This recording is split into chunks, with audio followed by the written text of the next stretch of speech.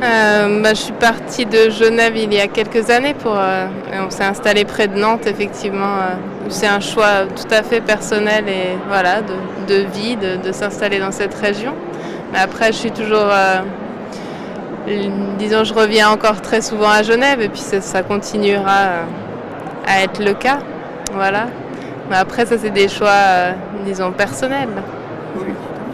Tout à fait, je comprends très bien, mais il y a quand même souvent des liens, je ne sais pas, on peut trouver des liens biographiques, des liens personnels, qui sont ou la réalité ou la fiction, mais c'est pas du tout le style de l'Oragé, hein, ça, c'est pas du tout l'impression que vous donnez. Et ce que je voulais vous dire, c'est que c'est véritablement un acte de poésie, d'amour et de liberté. Vous me faites penser à des personnages comme Weil, qui ont imposé politiquement des modifications dans l'évolution de la situation de l'homme, ou en particulier de la femme. Et vous, c'est plutôt dans l'écriture. Alors, expliquez-nous la sensibilité que vous avez eue en allant rencontrer ce grand poète malgache. Oui. Oui, mais pour moi c'est un projet qui date déjà de plusieurs années. D'abord, j'avais envie d'écrire un roman qui soit sur Madagascar, qui se passe pendant la période coloniale à Madagascar. D'abord parce que j'aime beaucoup ce pays, c'est un pays auquel je suis liée personnellement, dans lequel j'ai voyagé aussi. Et puis je trouve que c'est un moment de l'histoire qui relie la langue française, la langue que j'utilise et ma culture avec ce pays, et qu'on connaît très peu en fait de ce côté-là du monde. Enfin, en France, on n'apprend pas, ça fait pas partie des cours d'histoire, disons. Et je trouve que c'est une page de l'histoire qu'on connaît assez peu. Donc moi, j'avais envie de me plonger là-dedans. C'est comme ça que j'ai beaucoup lu d'abord de livres historiques sur cette période et puis petit à petit, au fil des recherches, finalement, je suis retombée sur ce poète malgache dont j'avais lu seulement de petits recueils de poésie, et au moment où il m'a interpellée parce qu'il a un parcours qui est très particulier, un peu fulgurant.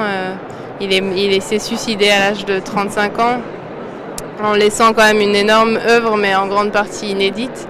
Et au moment où je me suis intéressée, où j'ai commencé ce projet, le CNRS publiait la totalité de ses œuvres, dont un journal intime de plus de 1000 pages.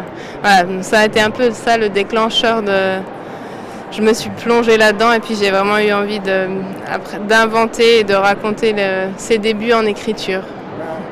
Alors,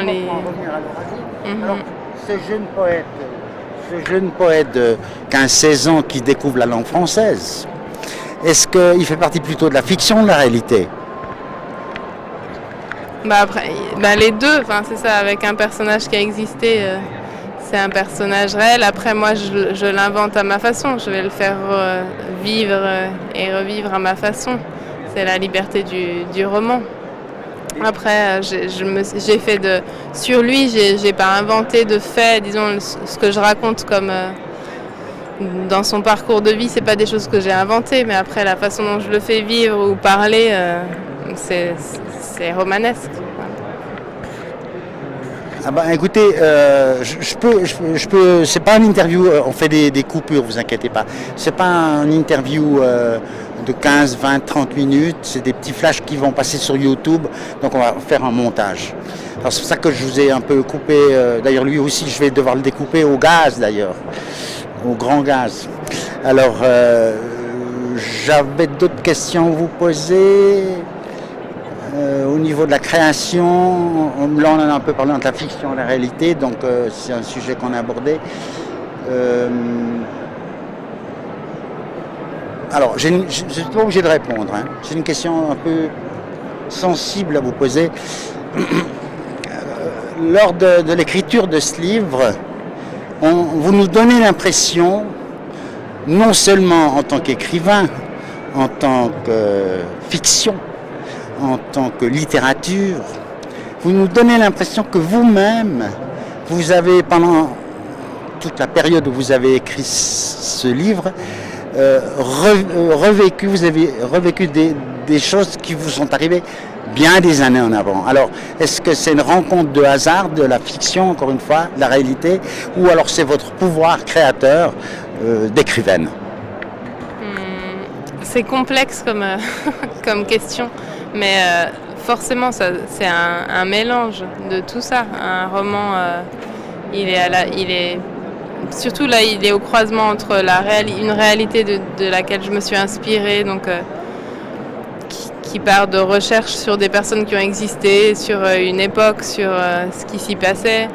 Et puis ça s'entrecroise avec mon propre vécu et ma sensibilité à moi, et puis ce que j'avais envie de transmettre au travers du processus créatif, puisque pour moi ce livre c'était une recherche de langue et de trouver sa propre langue et sa liberté dans une langue, tout en étant situé dans ce contexte-là colonial à Madagascar, mais auquel moi je suis pas du tout proche, mais pour autant bien sûr ça fait écho à disons en tout cas leur quête de liberté et qui passe par une création à la fois d'un texte, mais c'est une création d'eux-mêmes. C'est quelque chose qui est aussi de l'ordre de mon parcours à moi personnel, mais disons tout ça c'est inextricablement lié, et puis c'est difficile de découper ça en morceaux.